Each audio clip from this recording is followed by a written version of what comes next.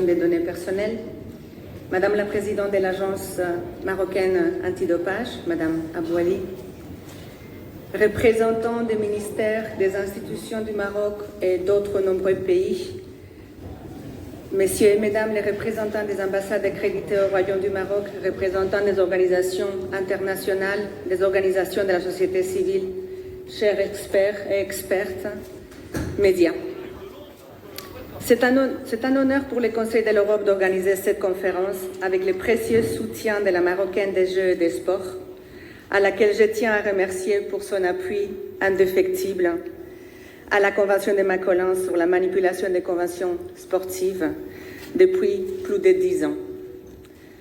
Je remercie tout particulièrement M. Younes El Meshrafi, son directeur général, et toute son équipe.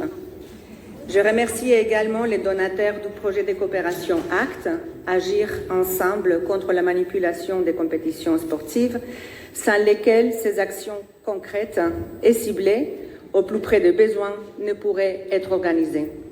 Les loteries mondiales européennes, la Française des Jeux, les ministères chargés du sport de Chypre, de la France, de la Norvège et de la Suisse.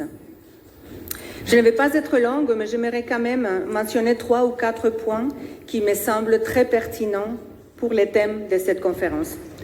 Premièrement, l'importance de l'intégrité dans le sport. Pour que les gens investissent leur énergie et leur espoir dans le sport, ils ont besoin de savoir que la concurrence est ouverte et honnête, que chaque victoire se mérite et que chaque concurrent, spectateur et supporter est traité de manière égale et équitable. Cela vaut pour tous les sports. L'intégrité est vitale à l'attractivité du sport. En deuxième lieu, j'aimerais insister sur le fait que le Conseil de l'Europe est un acteur majeur dans la protection de l'intégrité à laquelle je viens de faire référence. Le Conseil de l'Europe a toujours cherché à promouvoir l'intégrité dans le sport.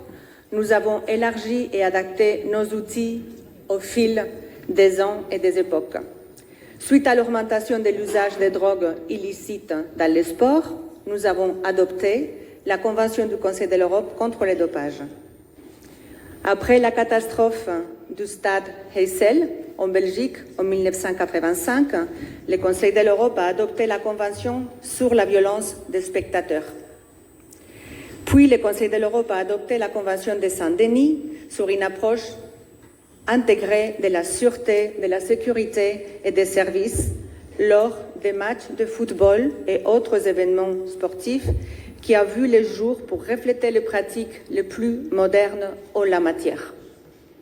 Et à la lumière des scandales des matchs truqués et des changements sur les marchés des paris sportifs, y compris en ligne, le Conseil de l'Europe a élaboré la Convention de Macolin, signée, comme cela a déjà été dit, par le Maroc en septembre 2021. Georges Mavrotas vous parlera aujourd'hui de la Convention de Macolin. Je voudrais simplement souligner que nous fêterons l'année prochaine les 10 ans de l'ouverture à la signature de cet instrument unique au monde. Nous avons plus que jamais besoin de cet outil incomparable et nous avons besoin que plus de pays s'engagent à le mettre en œuvre. À ce titre, nous nous réjouissons de pouvoir aujourd'hui le présenter aux représentants de nombreux pays de la région. Enfin, nous avons également mis en place un accord partiel élargi sur les sports, l'APES, intergouvernemental, qui coordonne de manière proactive les politiques sportives des États membres. Je salue tout particulièrement la participation du Maroc à cet accord, le Maroc étant l'un des 40 États qui investissent dans ces travaux. Plus récemment, nous avons établi un réseau unique de coopération internationale des magistrats et des procureurs spécialisés sur le sport afin de soutenir l'action judiciaire dans cette entreprise importante de protection de l'intégrité du sport. Au centre de ces instruments, on constate les besoins de coopération internationale, les besoins d'harmoniser nos cadres législatifs respectifs, les besoins d'échanger nos bonnes pratiques. Cet événement qui nous réunit ici aujourd'hui en est la parfaite illustration. J'arrive à mon troisième point. Malgré tout ce qui a été fait pour promouvoir l'intégrité, il reste encore des problèmes à résoudre. Des violences et discriminations dans les sports, de la corruption à la fraude, au blanchiment d'argent, à la criminalité organisée, et bien évidemment, les paris sportifs illégaux, un fléau qui touche tout le monde, tous les continents. Tous les sports sont concernés. Mais l'intégrité s'étiole là où l'on laisse l'incertitude s'enraciner. C'est précisément pour cette raison que nous avons besoin de tous les acteurs pour relever les défis, travailler les uns avec les autres, les acteurs nationaux et internationaux, des autorités publiques, du sport, du secteur privé, de la société civile. Et tous seront présents ici lors de cette journée, y compris universités et journalistes. Et voici mon quatrième et dernier point. En parlant de coopération, je viens de le faire, j'aimerais souligner la coopération exemplaire entre le Maroc et le Conseil de l'Europe. Dans le cadre de sa politique de voisinage, le Conseil de l'Europe a établi une coopération étroite avec le Maroc dès 2011, dans le but d'accompagner le processus de réforme démocratique avec les 3 piliers de l'organisation: la protection des droits humains, la mise en place de l'état de droit et la démocratie comme fil conducteur de son action. Nous sommes actuellement au 4e partenariat de voisinage entre le Royaume du Maroc et le Conseil de l'Europe pour la période 2022-2025, associant et combinant les 2 piliers de la politique du Conseil de l'Europe à l'égard des régions voisines, le dialogue politique de haut niveau et la coopération. Le Maroc a signé, nous l'avons déjà mentionné, la Convention de Macolin du Conseil de l'Europe contre la manipulation des compétitions sportives en 2021. Avec sa ratification, le Maroc sera mieux armé pour lutter contre d'éventuelles intrusions criminelles dans les secteurs, deviendra le référent en matière d'intégrité du sport et pourra rejoindre les meilleures pratiques sportives internationales en vue des prochaines compétitions internationales telles que, entre autres, la Coupe d'Afrique des Nations en 2025 ou la Coupe du Monde en 2030, pour ne citer que quelques-unes. Mais il est important d'inclure la lutte contre les manipulations des compétitions sportives dans un contexte plus général, en tenant compte d'autres engagements déjà pris par le Maroc, tendant à la création, ou plutôt à la consolidation, d'un espace juridique commun avec les normes du droit international et notamment celles du Conseil de l'Europe.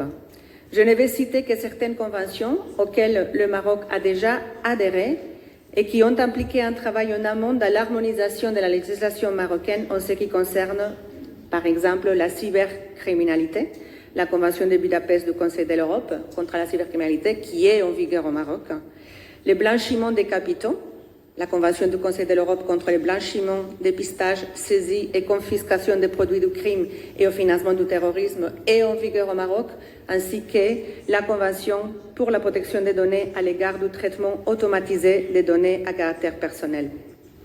Les interactions de ces conventions avec la Convention de Macolin me semblent évidentes. Paris illégaux effectués par Internet, argent sale produit des exactions à blanchir. À ces conventions s'ajoute la Convention civile contre la corruption et la Convention pénale contre la corruption, que je cite aussi en rapport avec l'intégrité, la fraude, la criminalité organisée autour des paris illégaux.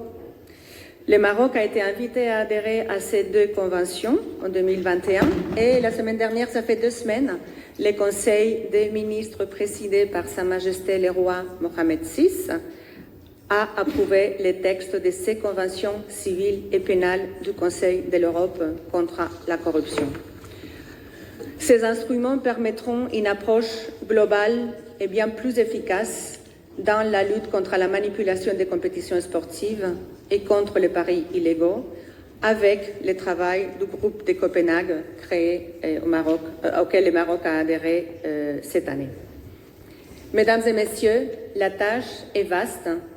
Le programme de cette conférence est bien complet, mais je suis sûre que les résultats ne se feront pas attendre. Je vous souhaite d'excellents échanges et beaucoup de courage dans la lutte contre les fléaux des paris illégaux.